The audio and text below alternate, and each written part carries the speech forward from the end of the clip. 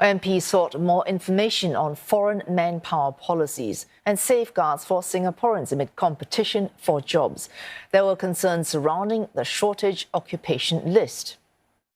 Will the ministry also publish a shortage occupation list for skilled trades, industrial jobs and other essential occupations? Could MOM update the SOL more frequently to ensure it stays relevant with the constantly evolving job market and circumstances? Given the small size of our market, it is relative compared to many of the other bigger countries in terms of the workforce.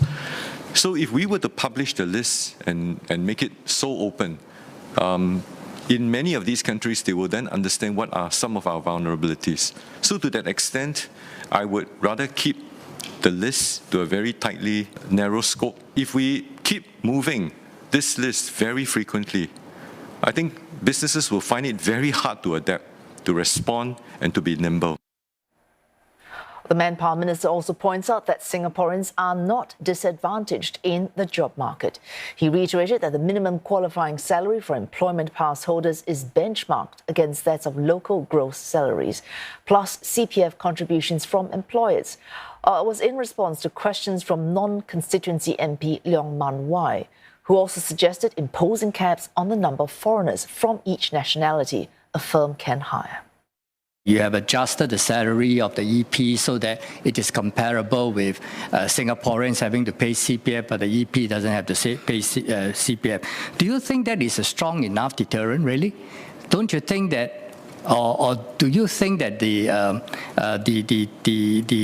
recommendation made by us, imposing a levy, will be a better solution?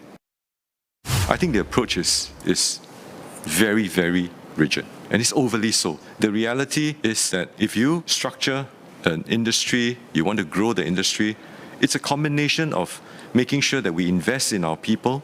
At the same time, we are also able to imbibe enough talent so that they can actually complement our local talent. We should think about a win-win partnership where we benefit, we let the employer win so that our or his Singaporean employees will also have that win.